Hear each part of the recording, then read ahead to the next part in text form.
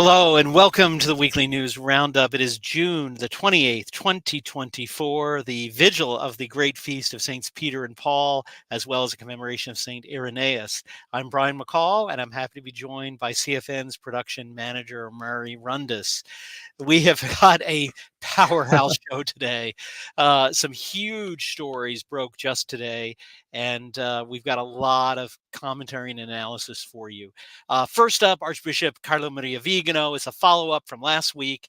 As you know, he's been put on trial in the Vatican. He released a statement this morning, and really, alia jacta est. He really crossed the Rubicon this time. He accuses Pope Francis of heresy and schism formally, and essentially declares that Pope Francis, at least Pope Francis, is an anti-pope, is not the actual pope. So we'll give you our thoughts on that. Secondly, we had well, I hate to call it a debate because it wasn't really a debate, but we had something last night between Trump and Biden, and bizarre. Just a lot of really interesting things came out of it. Biden was a mess. Trump, I think, lost some people on abortion, but we'll give you our thoughts on what happened. Finally, the Supreme Court really active this week, and a lot of just all over the map decisions. Abortion, censorship. We've got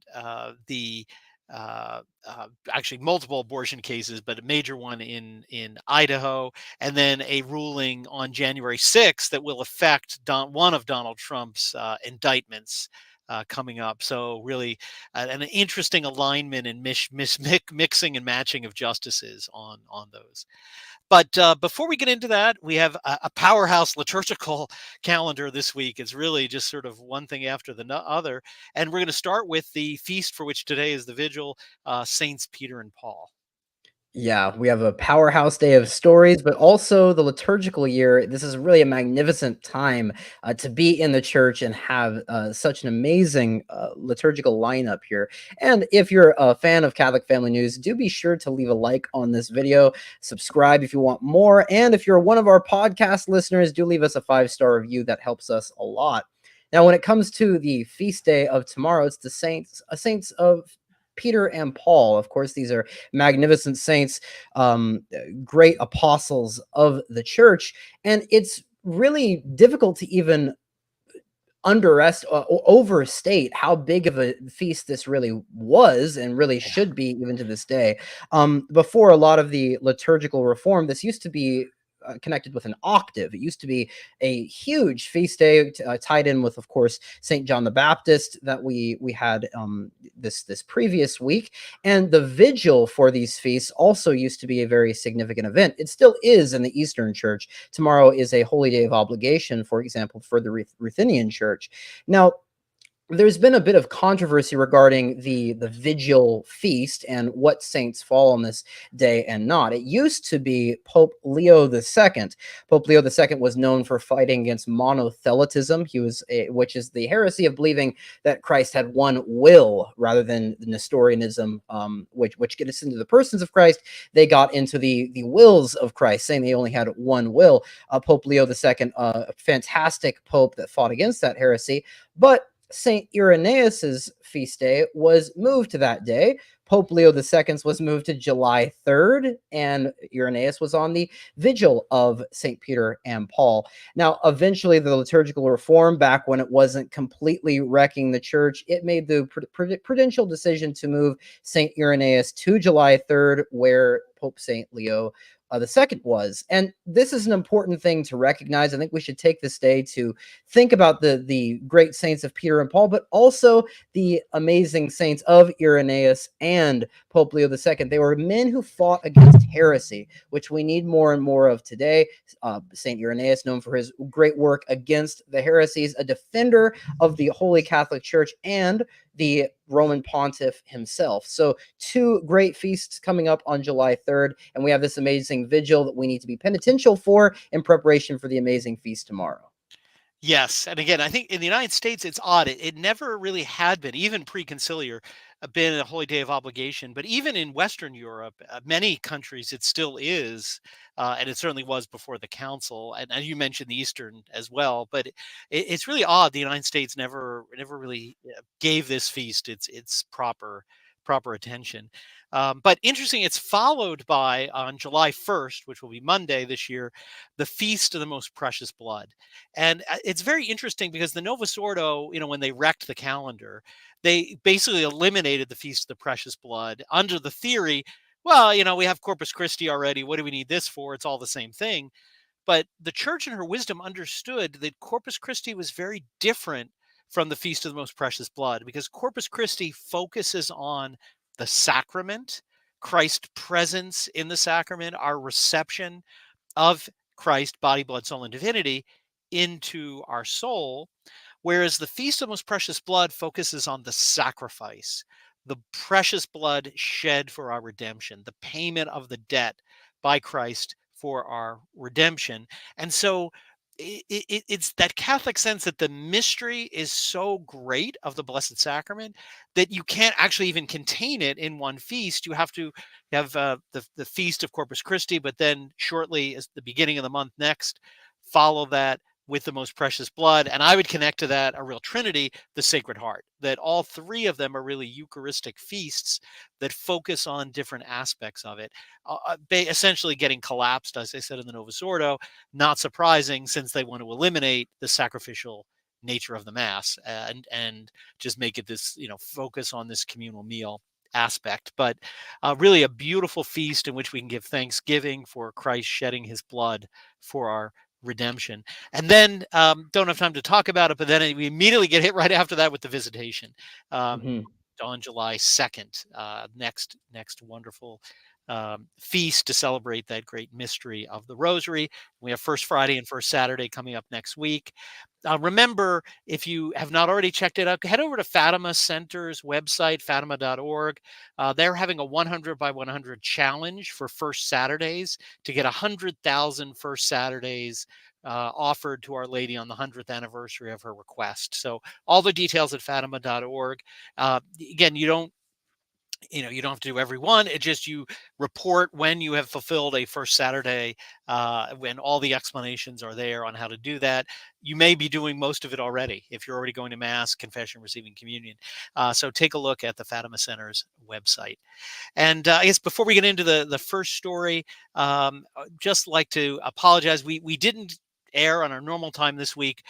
Firstly, that was because we knew the debate was last night and we wanted to cover that in a timely way. So we deferred so that we'd be able to watch that last night and give you our thoughts. But then secondly, my son, who is a priest, who I mentioned before, was here on vacation for the past 3 weeks and was on his way back to his mission territory in Brazil. He had to leave today, so we delayed a little bit until he left for the airport. So I know we have quite a few, as I've seen, of our Brazilian friends. I just want to say quickly to them, Padre está voltando ao Brasil agora. Eu, minha esposa e eu estamos obrigado por acordar nossa filho Padre Kumaki e minha esposa e eu esperamos visitar ao Brasil próximo ano. Até logo. Se você gosta neste vídeo, inscreva-se no nosso canal ao YouTube. Obrigado. All right. Well, thank you to all of our friends and all of our friends around the world from every country who do watch us both live and in the recorded videos. So welcome to our live viewers. But let's turn to the blockbuster announcement, which kind of a interesting mixed bag. You want to tell us a little bit about, and before you get into it, if you go to Catholic Family News website, you can read the full text of Archbishop Vigano's statement, which we have available there. Yes, and this came as a bit of a surprise, I will say. Last week we were talking about some questions that were raised regarding Archbishop Viganò's initial statement regarding the accusation of schism that was made against him, and now he's come out with a longer statement. And you will see this statement be titled different in different ways. Now it's being usually titled as "I accuse." Or it's in some sense accusing either Pope Francis or the Second Vatican Council. Of course, there is an allusion there to "I accuse the Council" from Archbishop Lefebvre. Now, the statement itself, there's a lot of good, a lot of that we're going to agree with, right? There's going to be there's an obvious disconnect with the post-conciliar church, the conciliar church, and the church of the pre-conciliar period. A lot that we're going to agree. We're going to agree with the basic assessment made in the book of Iota Unum, an excellent work there, and that there is a disconnect indeed. But Archbishop Viganò does take his own position that he aims to defend, and we'll start with I think is the thesis of his position that he gives at the top. He says, or at least accompanying the work. He says, before my brothers in the episcopate and the entire ecclesial body, I accuse Jorge Mario Bergoglio of heresy and schism. And I ask that he be judged as a heretic and schismatic and removed from the throne which he has unworthily occupied for over 11 years. Now, that's a serious accusation, right? Of course, that's a major statement there. And firstly, we need to go into understanding that we agree with a lot of his basic assessment of the church. We need to go for his reasoning behind this declaration of Jorge Mario Bergoglio is not the Pope, that Pope Francis is not the successor of St. Peter. And I'll pull up a section here that I think is the most important. It basically puts all of the argument into one place. And reading the whole thing, because I think it's necessary that we go over his actual statement. He says, a schismatic sect accuses me of schism. This should be enough to demonstrate the subversion taking place. Imagine what impartiality of judgment a judge will be able to exercise when he depends on the one whom I accuse of being a usurper. But precisely because this event is emblematic, I want the faithful, who are not required to be familiar with the functioning of the ecclesiastical tribunals, to understand that the crime of schism is not committed, when there are well-founded reasons to consider the election of the Pope as dubious, due both to the vitium consensus, as well as the irregularities or violations of the norms which govern the conclave. He gives a citation there. Quick things to recognize before we move on. That Latin phrase there, the defect of consent, is a reference also to a conference that he gave in the Catholic Identity Conference.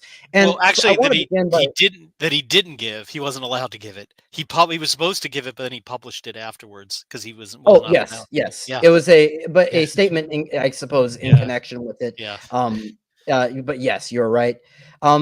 Secondly, his general statement here that it is their accusation of schism, I would say, is generally correct, and I think we need to make this distinction here. When we talk about schism, we're typically talking about something known as formal contempt.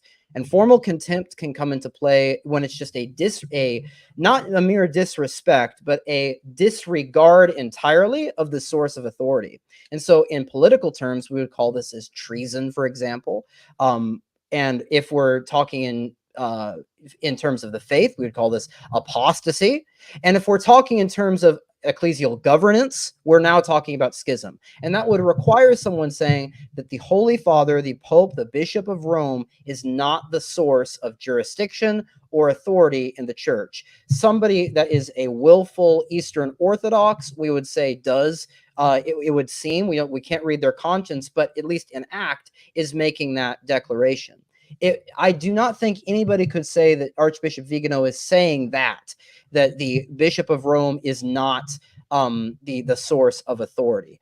No, before you go on, I think that's a really important point, because whether you agree with what Vigano is going to come to next or not, it really doesn't matter, because whether he's right or wrong, what he is saying does not constitute schism, because schism, and that's really is really recognizing in principle, or arguing in principle, no pope, regardless of their identity, possesses the power and jurisdiction that the church says that the Pope does, and refusing obedience for that reason. And that's very different from saying, again, rightly or wrongly, factually, you may be right or wrong, this individual is not actually in the office, right? That's not actually schism. That is an argument about a fact related to the identity of who is the Pope. So, for example, other people who have taken so-called sedevacantist positions, I may disagree with them, but I would never say that most of them, again, I like Chris Ferrara says, you met one sedevacantist, you met one sedevacantist, because it's hard to generalize. But most of them, certainly don't reject the papacy on principle. And we always have to remember, in the Great Western Schism, there was great confusion over who was the Pope. And there were saints, St. Catherine of Siena and Vincent Ferrer, who disagreed about who was the Pope. One of them was right, one of them was wrong, but nobody accused those saints of being schismatic. So I think, to this point, what Vigano says is very important when he says, just because I'm saying there's something wrong with this election doesn't mean that he is actually committing anything close to the sin or the delect of schism. I liked your political analysis. Is will lead to our next story a little bit, or our third story. It's a little bit similar, analogous. If you're having you think this is theological, can't get my mind around it. Think about the 2020 election. So it's like the difference of saying, I don't accept the U.S. Constitution. I don't think the president has power. I don't accept Joe Biden because I think it's an illegitimate country, as opposed to someone saying, I think there was fraud going on, and the results of the election as reported, I don't think are factually correct. Right? Now, again, that claim may be right or may be wrong. It may be factually true or not, but it's substantively different from the prior claim about, I don't think the president has any authority in the country. And that's an important point, because even if you think Vigano is wrong about Jorge Bergoglio being Pope, this tribunal should not be able to convict him of schism on the basis of what he said. Yeah, and a quick clarification as well. Yeah. You'll sometimes hear, in regards to the Western Schism, the term material schism being used. I used that term last week, and what that's really referring to, it's an analogous term, Yes. similar to what you were saying, in speaking that there is a break of some sort. It does not Yes. mean that the formal crime of schism has been committed. A final note before moving to his major claim that backs this up is he does talk about the irregularities and violations of the conclave, which is a substantial part of his argument. However, just like his accusations of Pope Francis regarding actions similar to covering up Cardinal McCarrick, etc., that we've covered on this show, his accusations, I think that needs more substance behind it. I would like to have seen more substance there. However, let's move into the main substance of his argument. The bull Cum Ex Apostolatus Officio of Paul IV established in perpetuity the nullity of nomination or election of any prelate, including the Pope, who had fallen into heresy before his promotion to cardinal or elevation to Roman pontiff. It defines the promotion or elevation as nulla errata et inannis, void, invalid, and without any value. Begin quote, even if it took place with the agreement and unanimous consent of all the cardinals, nor can it be said that it is validated by the receipt of the office, consecration or possession, ellipsis, or by the putative enthronement, ellipsis again, of the Roman pontiff, etc., etc. I won't read that whole quote. You can read it for yourself there. The document and the claim that is typically used, and the way Vigano is using this, is to say that if somebody is a heretic prior to receiving the office of Pope, due to this papal bull, one cannot become Pope. The election would be invalid, even if there's unanimous consent. And I'll get into a few things before we regarding this, but he ends with saying, for this reason, with serenity of conscience, I maintain that the errors and heresies to which Bergoglio adhered before, during, and after his election, along with the intention he held in his apparent acceptance of the papacy, render his elevation to the throne null and void. Now, to get into the problem with this, what I would say I have an issue with, this argument is an argument used by sedevacantists. It's a sedevacantist argument that is, it really has origins even looking back 40 years ago. You might even find it in the 70s. And largely this argument has been abandoned, and I'll explain why. I'm going to pull up on a screen here a graphic that I made for explaining this, which, give me just a moment. Here we are. So the debate regarding this issue has to do with what cum ex apostolatus is. Now, when we look at a papal bull or a papal document that's talking about law, there's two types of law. The first is divine positive law. This is revelation, right? This is the Ten Commandments, Nicene Creed, dogmas of the faith, or one can also say the substance of the liturgy. Secondly is what we call ecclesiastical law. Now, this is discipline. This would be something like fasting and abstinence regulations, papal conclave rules, accidental aspects of the liturgy, like, for example, adding a name into the Roman canon, adding the Pater Noster, slight changes that we see through the organic development of the traditional Mass, and finally, just canonical procedures. The debate regarding cum ex apostolatus is, what does that bull fall under? Now, a sedevacantist will say that this falls under divine positive law. A recognize and resist position, somebody who adheres to that position, will say that it goes under ecclesiastical law.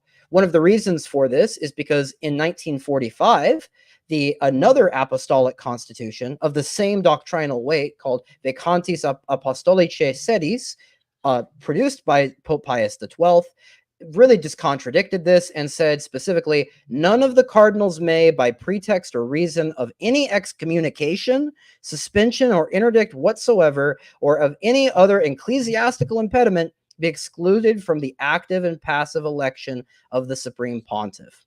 Now, sedevacantists are, of course, going to dispute this. They will say that cum ex apostolatus, the principle involved, is divine positive law. But the final point that I'll wrap this up with is saying, this is an extremely complex issue, and it's been disputed by many.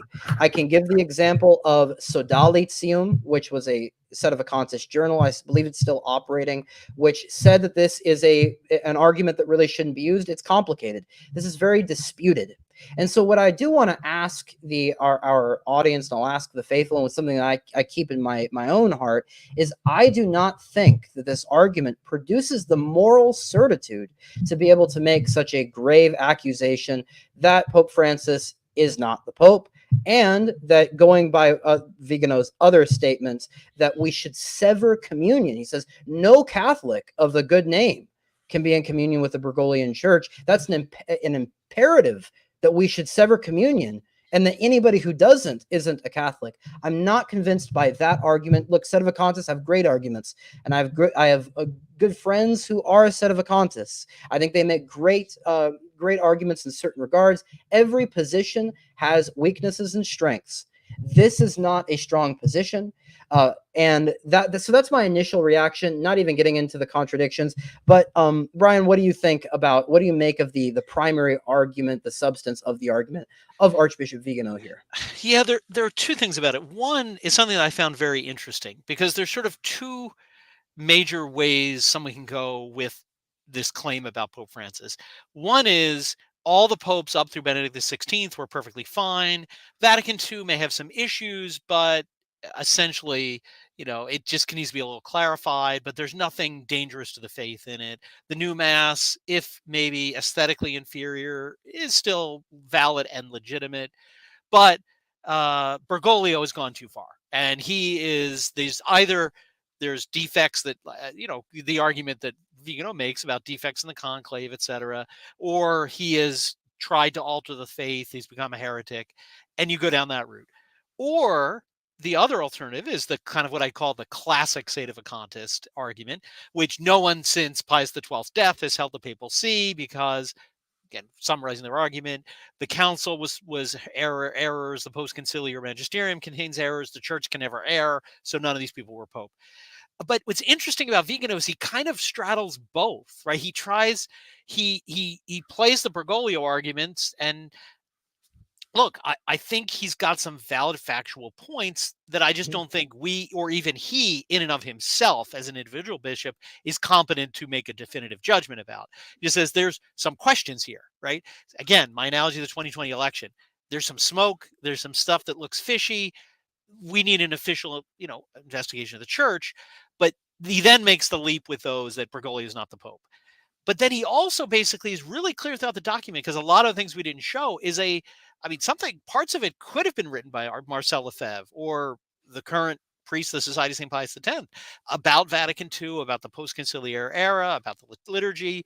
And he sort of maybe goes a little further on some of those and says, I reject them. I don't accept them. And they are a break with the church. They're a rupture.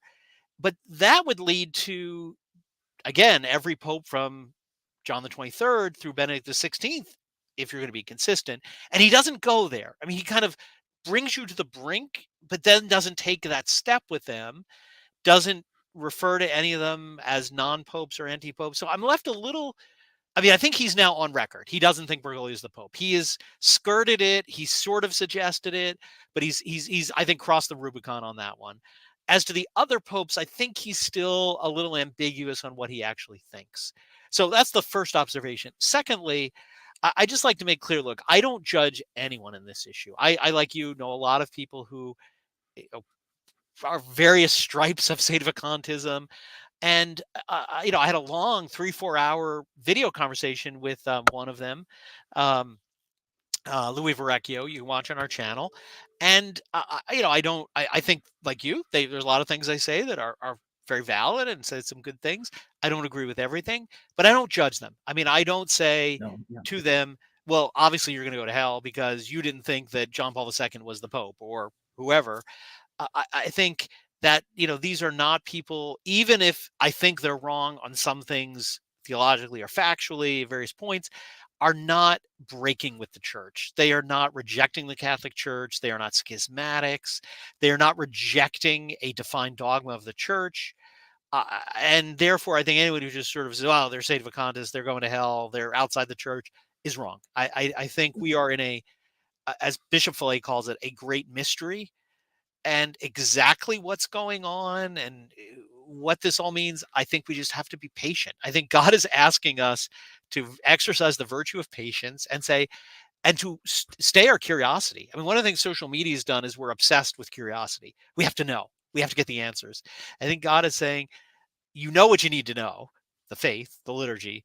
As to the details of what's been going on since 1962, you may have to wait. We may have to wait till the end of the world, to the final judgment, to know all of it. And I think we just have to be very cautious. So I don't think, whatever I disagree with Enrico's statement or his approach, I don't think this tribunal is clearly going to condemn him and impose penalties. I don't think they're justified, not necessarily because of the arguments he's making, but because they don't constitute heresy or schism. Certainly not heresy. Um, but I disagree. I don't think even a single bishop can definitively declare these things. I don't really know what that process would be, but I know it's got to involve the hierarchy as a unit, as a moral unity. And I have great sympathy for him. I think he's been on an incredible journey of touched by grace. We learned a little bit more about that in this statement. He's talked about it before, but a lot of people said, how did he seems like he changed a lot in 2019, 2020. I think it was a much longer process. He lifts the veil a little bit here. I think it goes back to when he was the head of the governature of the Holy See. He saw this moral corruption, financial and other moral. And I think that led him to be open to grace, to say something's wrong here, and to not cut off what a lot of people in the church do. Oh, there's a problem, but I don't want to go there. I don't want to go to Vatican II. I don't want to go to the new mass. But he was open to that, and he has progressed to see things for the way they are. And I think that is a great sign that he has been touched by grace. And he has also had the courage, unlike other bishops who I think have gone certain way down that path, but just can't take the leap. They can't actually dot the I and cross the T. They want to reconcile it, create a continuity. We can have our cake and eat it too. And I think he has great fortitude to say, no, I don't accept Vatican II. I won't say the new mass. And I'm not going to condemn him for what he said in this, even though I agree with you. I think some of his arguments are not the greatest. I think I'm a conservative person by nature, right? I'm a lawyer, risk averse. As I've always said, I think the safest position is to treat the people in the offices as if they're holding the office, at least materially. Don't follow them when they do something wrong. Recognize and resist, if you want to call it that. That's the safer position than saying you must break communion with these people, because I don't think we can tell anybody that. I think that it's too murky of a water, and God in his good time will tell us. And I think my biggest problem, I think the biggest flaw of a Sedis Vacantis position is that I want to know all the answers. I want to have definitive knowledge of who and who wasn't the Pope, what counts, what doesn't. And I really do believe, I think some of it is God is just saying, you know what? You may not have to know. And that's the temptation of our time, to get through this, to have patience and, wait to the time when God is ready to say, okay, let me tell you who was actually Pope now. But there's not going to be a pop quiz at the gates of heaven. Name all 260, however you think there are popes. And if you miss one, you go to hell. That's not the substance of the faith. If you believe, and I think this is the strength of Vigano's statement. He says, I believe all the dogmas of the faith. I believe I am attached to the papacy. I believe in apostolic succession. And so he is clearly Catholic, even if I think he may be mistaken on a couple of points. So that's my take. And I want to second and I really agree with everything Yeah. you just said there. And I will say, I think we should not be so naive to think in this modern evil age, especially if we read something like the Dominican spirituality or Eastern spirituality, there's this great sense that sin darkens the intellect. And even being around sin and having all of this sinful influence, it darkens our ability to understand. And I think when you combine that with the severe crisis, we're in the most confusing crisis that there's ever been. I'm not so illusioned to think that every one position in particular has all of the answers.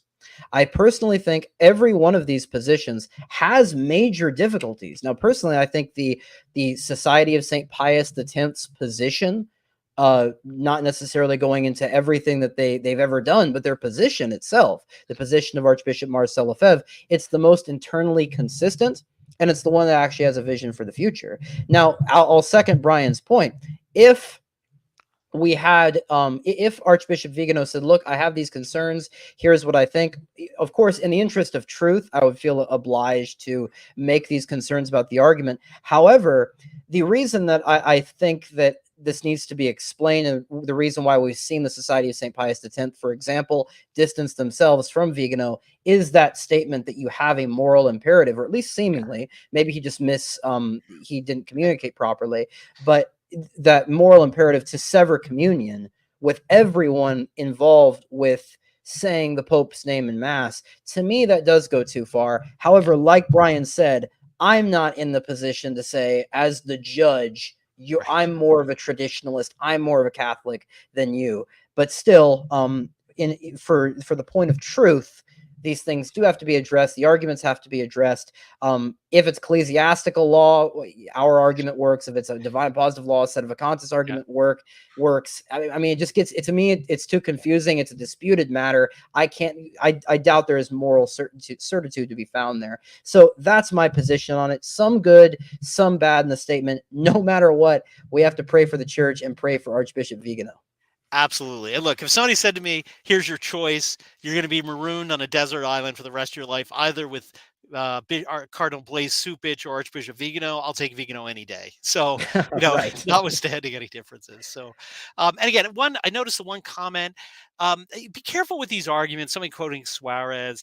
A lot of Suarez, Bellarmine, there's little clip quotes taken out of context. A lot of them are a little more complicated. And your question, AM, about if Francis bans the TLM, wouldn't that be what Suarez said if the Pope excommunicated the whole church? There's an analogy there, but they're not actually the same thing. Attempting to suppress a valid rite of Mass isn't the same as a Pope trying to excommunicate the entire church. So it isn't really the I mean, it's bad. I'm not supporting it. The Pope can't do it. It's an abuse of authority. It would be invalid, but it wouldn't be what Suarez was talking about. So just be careful with people who quote, these big name people. Suarez. I mean, a lot of Suarez is great, but sometimes it is not always in the right context. Yeah, and regarding all of that too, look, it's great that we read especially the preconciliar manualists. Yes. Suarez, you can maybe count him as a manualist. There's dispute there, but even like the Jesuit manualists like Saliveri, in order to understand the church, this stuff is very helpful. But I would say, before getting into all of that, we need to emphasize spirituality. We need to make sure that we're caught up on all of our good habits in order so that we can understand that. I'll double down on that. That should be at the heart of everything. That everybody should assume that, and everybody should recognize that. But I just want to emphasize it here. That's something I can work on. That's something everybody can work on. Agreed. Well, Dennis Malcolm has a great quote that leads us to our next story. Let CNN host a Vigano Francis debate. So maybe that will happen someday. I doubt it, but that would be funny.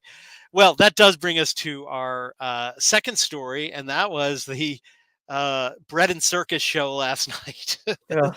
of the first presidential debate.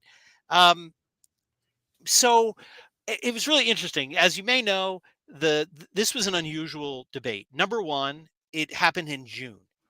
Most presidential debates happen after these people are actually technically candidates for president. Neither has been nominated by their party. That will not happen until July. July. Democrats is a little weird situation. Maybe we'll get to later, but July or August at the latest. Um, and it was done without an audience. And they had microphones that could immediately cut people off. So kind of unusual for past debates. What did we see? Trump, I think, was fairly restrained. I mean, he was tough. He said some things, but he was not the complete bombastic presence that we saw in 2020. He pretty much, I think, his platform positions more or less the same. Um, a few little things here and there, but he more or less said the same thing. Biden was the best argument for his incompetence. And we're going to look at some clips, but it was really interesting. They asked a question. People have concerns about your mental competence. And his response was like exhibit A for that. He couldn't even coherently respond to the question about his ability to be coherent. But let's start with just looking at some little bits from the debate, and then I think we're going to end with telling you what I really think may have been going on. So do you want to start with the Trump? Let's start with the Trump clip. Oh, the Trump clip. All right, here we go. Abortion medication. First of all, the Supreme Court just approved the abortion pill, and I agree with their decision to have done that, and I will not block it. And if you look at this whole question that you're asking, complex but not really complex. 51 years ago, you had Roe v. Wade, and everybody wanted to get it back to the states. Everybody, without exception. Democrats, Republicans, liberals, conservatives. Everybody wanted it back. Religious leaders. And what I did is I put 3 great Supreme Court justices on the court, and they happened to vote in favor of killing Roe v. Wade and moving it back to the states. This is something that everybody wanted. Now, 10 years ago or so, they started talking about how many weeks and how many this, getting into other things. But every legal scholar throughout the world, the most respected, wanted it brought back to the states. I did that. Now the states are working it out. If you look at Ohio, it was a decision that was an end result that was a little bit more liberal than you would have thought. Kansas, I would say the same thing. Texas is different. Florida is different. But they're all making their own decisions right now. And right now, the states control it. That's the vote of the people. Like Ronald Reagan, I believe in the exceptions. I am a person that believes. And frankly, I think it's important to believe in the exceptions. Some people, you have to follow your heart. Some people don't believe in that. But I believe in the exceptions for rape, incest, and the life of the mother. I think it's very important. Some people don't. Follow your heart. But you have to get elected also. And because that has to do with other things. You got to get elected. I think that sums it up right there. You've got to get elected. There's a lot there, yeah. You've got to get elected. And actually, before I get into the substance, I think this was a stupid move on his part. He essentially tried to appear softer on abortion. I don't think he's substantively different from where he was in prior campaigns, but he tried to give the appearance of being more favorable towards abortion. Number one, he's in favor of the abortion pill. He said, I won't stop that. I think he said, I agree with it. It's a good thing. 65% approximately of all abortions now are chemical, are by the pill. So Planned Parenthood saw this coming, I think, a long time ago. I think he's a little exaggerating, unless he's excluding all legal scholars in universities. Legal scholars were not against Roe v. Wade because there were all a bunch of liberals in every university. Maybe he's talking about non-academic legal scholars. I don't know. But the point is they saw it coming. They knew Roe v. Wade was on weak legal ground. And so they have been pushing Planned Parenthood for a long time to transition abortion to primarily chemical, to pills. And therefore, if all the states can do is stop surgical abortions, they'll eventually get to a point where there'll be very few abortions that are stopped. So to come out in favor of that is, I think, the major change in his position. He hasn't really said anything before, and really bad for abortion. And then, his second point is now he used to be opposed to abortion. I'm opposed to it. Remember in 2016, there was a lot of controversy when he ran for president the first time because he said that women might go to jail, for committing an abortion, that it should be criminal because abortion's so bad. To now, basically saying, well, whatever, up to the states, doesn't really matter, whatever the people want. The moral law is up to a vote, essentially, which is illegitimate. The moral law can never be voted upon. It is what it is. Now, I think it was stupid. Here's why. Because he's basically saying, hey, I'm saying this to get elected. I mean, I got to get elected. Literally, he repeated that twice. But this was stupid because no Democrat, there is not a single liberal Democrat who is going to change their mind and vote for Trump based on what he said. Because they are so hardcore for abortion that they don't believe him, they don't trust him, and they want somebody who's got even a more radical position. So Democrats are not going to vote for Trump over that. And all he's running the risk of is people who really, really care about abortion might say, I'm actually not going to vote this election. So I think he actually ran the risk of losing votes and not really gaining any. I think it was dumb politically. I think it would have been just better to say, look what I did. Roe v. Wade overturned it. We're reducing abortion. I think abortions are bad. I'm not in favor of it. The current law is it's up to the states, and I'm going by current law and left it at that. I think that was really dumb politically. Before we get to Biden, what's your take on that? Yeah, so I think we can notice that there's been a slight change, at least in tone, in Donald Yes. Trump, especially in the past year or two. And I think we can find a specific reason for this, which is that this legal garbage that's being thrown at him, it's quite expensive. Anybody that's dealt in anything that has to do with law, it's quite expensive, and especially in Donald Trump's case. And not to mention that he's having to run a major campaign against all of the odds. He doesn't have the media on his side. So Donald Trump has had to start taking donations and getting support from people that he, in the 2016 race, didn't have to rely on. If you remember in 2016, his whole thing was, I don't take donors. I don't take these big donors. I'm a self-funder. Now, we didn't just have the abortion issue, which is largely due to this mirage that he's going to acquire the Nikki Haley vote, all 10 of them. He's going to acquire all 10 of the Nikki Haley voters. But there's also this a recent statement he made on the debate stage that was very hard on Palestine and pro-Israel talk. And he said, we just need to let Israel get in there and finish the war. A reason for that, I would encourage people to look into this, but Donald Trump has taken $100 million for his campaign recently from Miriam Adelson. Miriam Adelson is a major Israeli supporter. She's an Israeli national and supports Israel's interests. Donald Trump has started taking money from that side. That's why there was a sort of disconnect I noticed with Donald Trump. Yeah. In many ways, I saw the 2016 Trump bleed through. He's very strong on issues like Ukraine, on issues like NATO, trying to make sure we're not being taken advantage of. Another thing he hasn't been talking about, but he talked about at the debate, getting rid of these awful free trade policies that are crippling our economy. He was hard on immigration. All these things were good, but there was a seemingly double standard with these notable issues. A lot of that is because of the funding and the different supporters that he's had to take on board with this campaign. The final thing I'll say about Donald Trump, his personality will beat Biden every time. He's a strong personality. People like Trump for what he originally stood for, which was America first, loving America, getting our country back to what it was founded on. And we don't need this big tent conservatism in order to beat an obviously senile man, which we can get into next. Yeah. So getting into that, I mean, it really started from the beginning. He walked in, Biden. He seemed to be trying to interact with an audience that wasn't there. He's still like waving, and then he kind of stumbled to the podium. He had to be helped off stage by his wife, and then he just could not put together, coherent sentences. Numbers seem to be a big thing for this guy. He 100 million, 5 billion. I mean, he just kept, every time he'd say a number, it was just like all over the map.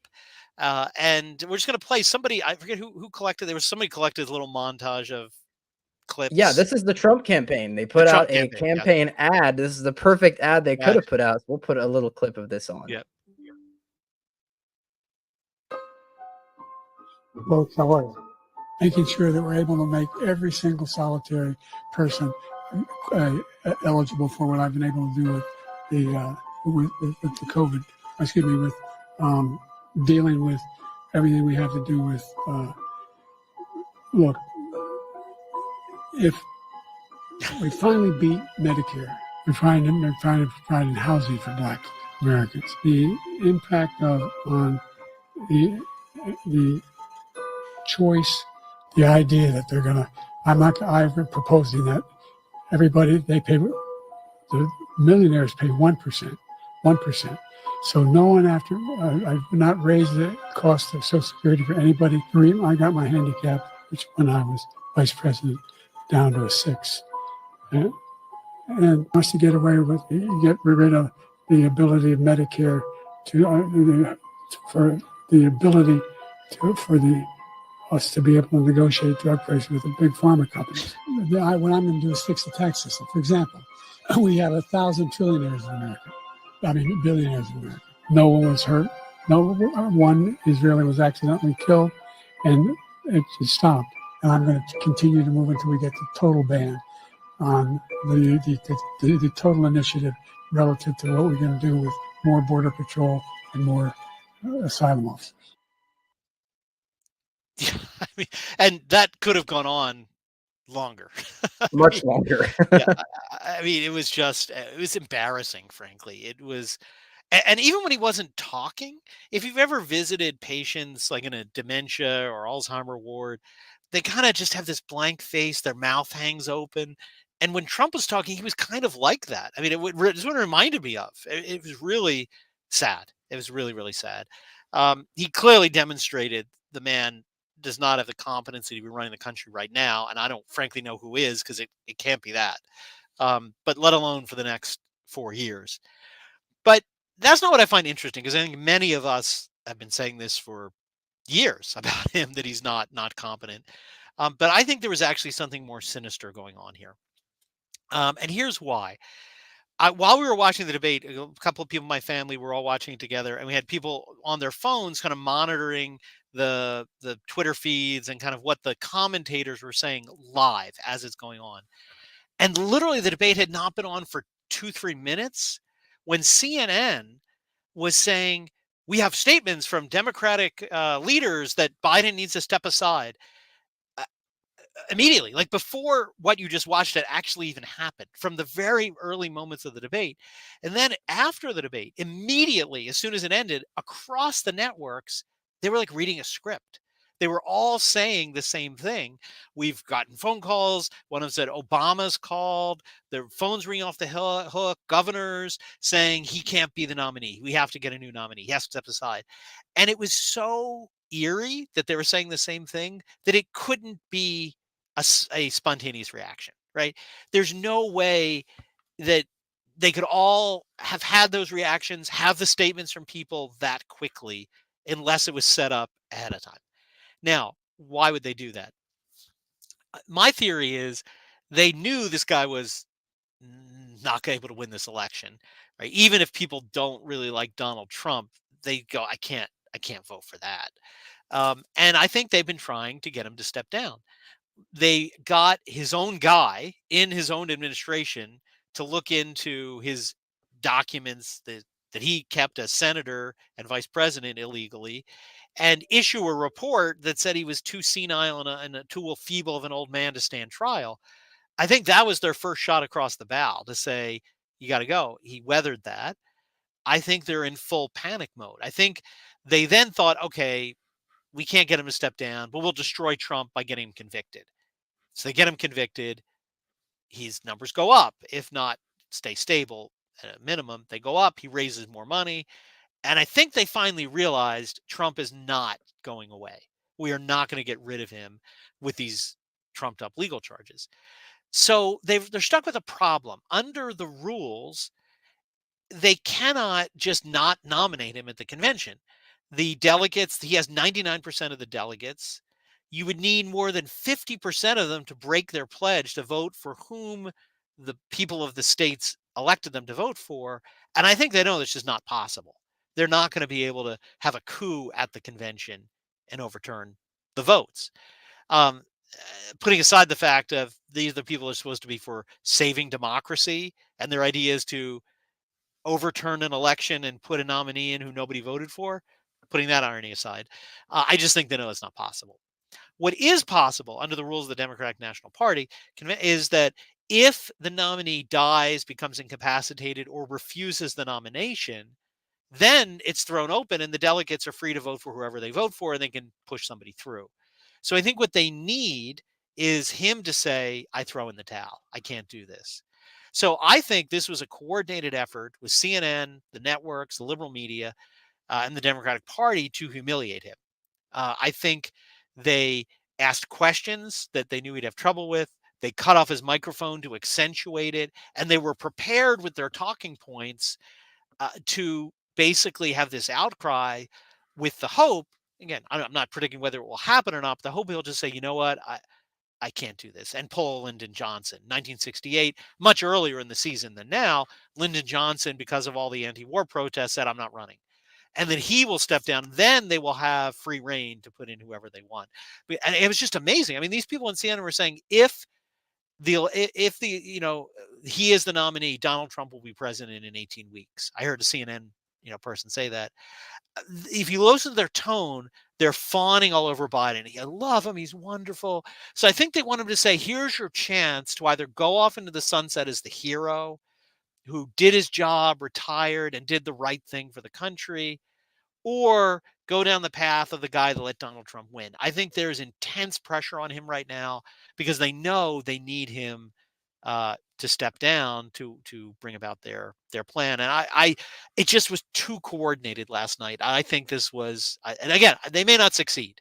This guy is so power hungry his whole career. And so far, he has just said no. He may not. Now, people are asking if he does step down, what'll happen? They floated a bunch of names: Newsom, Gretchen Whitmer, excuse me, Freudian slip. But what is interesting is the one name nobody seems to be circulating is his vice president, the person that under normal circumstances you would say would be the obvious choice. Almost no one, I did a search today, is suggesting that she would be the nominee, which, I think the Wicked Witch of the West is clearly not anybody's first choice. So who would be? I actually think their goal, and this is my other point, why they had the debate in June. If he's nominated, it's too late. More than nominated, once he's on the ballots, because the ballots have to get approved legally in each state weeks before the election. Many of them are going to start voting in September. So if he becomes the nominee and goes on the ballots, it is too late then. They can't, even if he says, I don't want to be elected, vote for this person, it's too late. If the debates happened in September and this happened, it'd be too late. So I think they purposely put the debate in June so that they still had time. Now, how much time they have is really interesting because the convention's not till August. But Ohio passed a law saying their ballots had to be finalized in July. So he was not going to appear on the ballot because he wasn't yet nominated. So the Democrats have declared that they're going to, the convention will be a non-event. They're going to actually vote virtually, all the delegates in July, and nominate him, and then have all the speeches in August. So they may only have a couple of weeks unless they basically say we're going to forget Ohio, which would be dumb, and wait until the actual convention to do this. They're in a pickle because of that, and they may not have enough time, but I think the fact that they have the debate now suggests this is the plan, because they do at least have a couple weeks for him to resign before the virtual vote, if not the convention. And in fact, Ohio did grant an exemption, and you might be able to get on the Ohio ballot anyway, even though the Democrats said they're going to do the virtual voting. So I don't know. You think I think it's a crazy theory, or what do you think? No, I think it is a plausible theory. I will bring up something though. Our good friend Charles Colomb over on the Off the Menu podcast, he often brings up when people ask him these sort of questions. He says that we underestimate how incompetent this new aristocracy is. And I think that is something to point out, because this does seem like an unbelievable blunder. I do think it's possible this is happening in front of our eyes genuinely, simply because of the nature on how these people get power. It's typically everybody is blackmailing everybody. Everybody's done something wrong. Everybody's in it just for money and power. As in Joe Biden's instance, I don't think it's far-fetched to think he's just doing this for his image at this point, which is it's quite a sad look for him, obviously. But something I don't think they're this incompetent, though. Something to consider is that these debate terms were all Biden's terms. They offered this debate in hopes that Trump was going to try to negotiate so they could pull back the debate at the last moment. Trump called their bluff and accepted the debate. They got 5 whole days of preparation time for Joe Biden. They got to have the microphones cut off, which Trump didn't have to do before. I mean, and usually that's his biggest strength. His most well-performed debates were when he could talk over the other person. In this instance, it looked very clear that the CNN moderators were not in their usual grouchy state towards Donald Trump. They were not pressing Donald Trump on things I would have even pressed him on. Something, things that were, obvious bad answers to things, but he came off so strong simply because Joe Biden looked like a deer in the headlights with his eyes and mouth open to look terrible.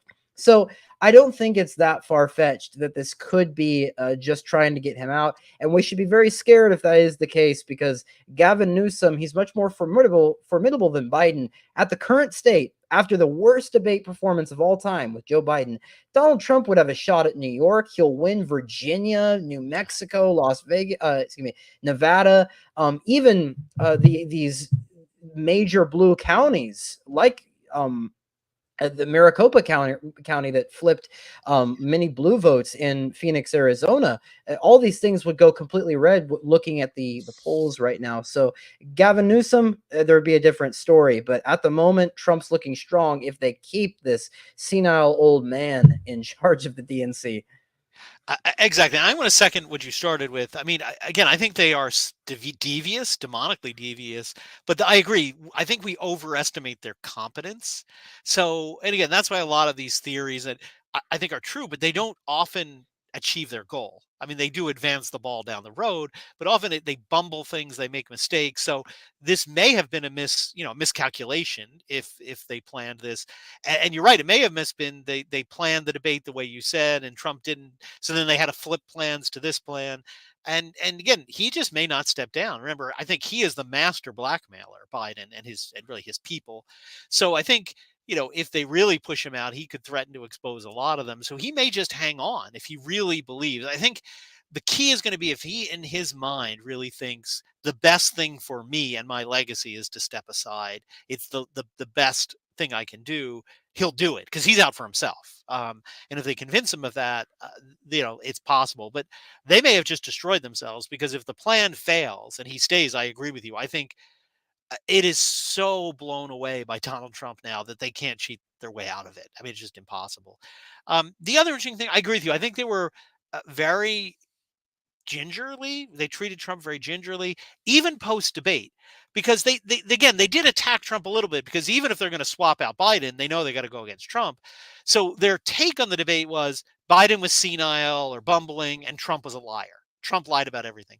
But then if you read their fact checks, it was really interesting. I mean, first of all, the irony was funny. We're going to fact check both Trump and Biden, and then every fact check was Trump. They didn't actually fact check anything Biden said, mainly because you can't actually figure out what he said, because there's a great line when Trump said, well, I don't know what he just said, so I'm not going to respond to it. But with Trump, they went through and they're like, he lied about everything. And they went down like, well, mostly true.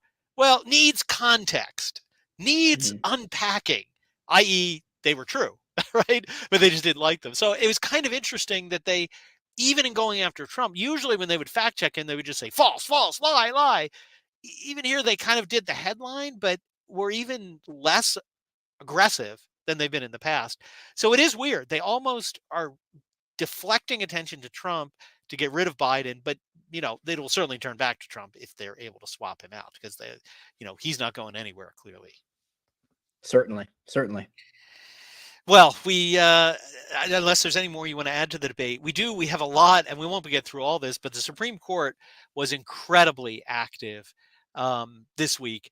So the bad first, the bad news, abortion. We already mentioned a couple weeks ago, they took away the injunction that the Texas judge put on Malpraisizan, the abortion killing pill. So that's back, that, they overturned his ruling. Another one was Idaho. And here it's really kind of odd. They and both these cases, they didn't really decide it on the merits. They found a sort of backdoor way for a lot of these cases to not really rule on them. And in Idaho, the conflict was between a federal law called the EMTALA, which essentially was adopted so that if you show up at an emergency room and you're like bleeding out or having a heart attack, they can't say, let me see your bank account. Well, if you can't pay, sorry, go die on the street. It's a law that essentially says if you show up at an emergency room, they have to stabilize you. Maybe they don't have to, give you a lot of treatment, but they have to at least try to save your life and stabilize you. Well, the Biden administration said, we're going to pull out all the stops to get more abortions. So when Roe v. Wade was overturned, they said, we're going to try to use EMTALA to claim federal law, which trumps state law, is always higher than state law under the Supremacy Clause, takes away Idaho's law because it doesn't allow hospitals to do emergency abortions. It's just a total red herring. You never need to do an abortion to stabilize someone immediately. And again, abortion is an intentional killing of the innocent. You may be treating someone and indirectly, unintentionally, a baby may die, but that is not a procured intentional abortion. So there is really no conflict. It was a false conflict. The Idaho law should have been left in place. Essentially, the court said, well, we think it's too premature.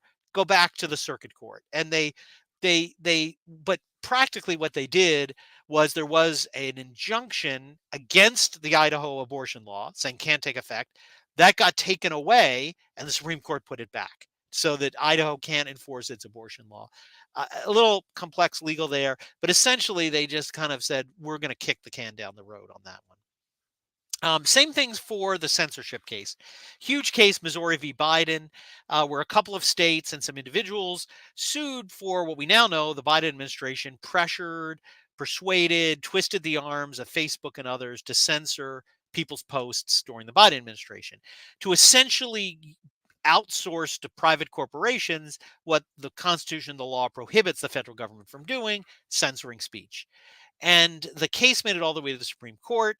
The lower court, trial court, found that this happened, that they violated the Constitution, issued relief.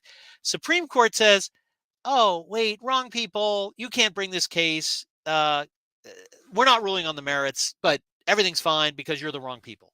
Again, deciding without deciding, but a bad decision that essentially allows the government to keep censoring. Interestingly, on this one, striking the down the lower court's ruling, the opinion was the court was well, first of all, the three liberals, Jackson, Sotomayor, and Kagan, joined by Chief Justice Roberts, the trans justice who doesn't know whether he's identifying as liberal or conservative, Kavanaugh, and Amy Coney Barrett, who were usually considered by the media conservatives. The only dissents were Alito, Gorsuch, and Thomas. The only real reliable justices up there, I think. Really strange, but they sided with the government essentially. Barrett is the one I know the most. Kavanaugh, I think, is a little flaky, but Barrett she is definitely a Novus Ordo Catholic. I think she really does care about abortion. I think she does, have the right issue there, but I think she's a power sycophant. I think she thinks big government, big powerful government. The government's great. The government does the right thing. She is, I think, really naive in that sense. She, remember, was big on the vaccine mandates. She's obsessed with this weird early 20th century case about a vaccine mandate, that the government has to be able to do these things to protect people. Horrible on the COVID things. I think she really has she's like a big government conservative. And I think that's why she's in the majority on this case. So those are the bad news. Again, not really bad precedent because of the way they ruled, but bad for those cases. Two good news. one of the January 6 cases, there's about 1,400 people for what happened on January 6 who are in jail or still under trial. About 140, 150 of them involved a charge of obstruction under a statute that was adopted after Enron, the financial crisis. What happened was in Enron, there were a bunch of, sleazy people who were stealing money and committing financial crimes, and they destroyed evidence of their financial crime. So the obstruction was a law against destroying evidence, essentially in this context of corporate crime. But the, maniacs in the Justice Department under the Ministry of Justice of the Orwellian state of Biden used this sort of Enron era financial obstruction to charge these January 6 people with obstruction to get 20-year sentences. Supreme Court said, no, that is not what the statute says. You're charging them, and really it's an important point. Principle of criminal law is you always interpret the criminal statute narrowly. It's the law of leniency. That in order for you to be convicted of a crime, it has to be very clear what the crime is. You can't interpret it broadly. You always should interpret it in the defendant's favor, essentially, because it's such a serious matter. The government, taking away your rights. So I think the Supreme Court rightly said, no, this you cannot use this obstruction charge. And what's interesting about that is one of the major focuses of one of the indictments of Donald Trump that Jack Smith has been bringing, that he is indicted under the same one. Now, Smith has come out and said this doesn't affect the Trump case. I think it's pretty clear it does. In fact, the Justice Department knows it. As this was at the Supreme Court, they were already commuting sentences and letting people out of prison. A lot of those people will be let out now that this has been struck down, but I think it knocks a big hole in one of the trumped up charges against Donald Trump. So I think that's overall a good thing. Again, none of us sanction violence at all for any way.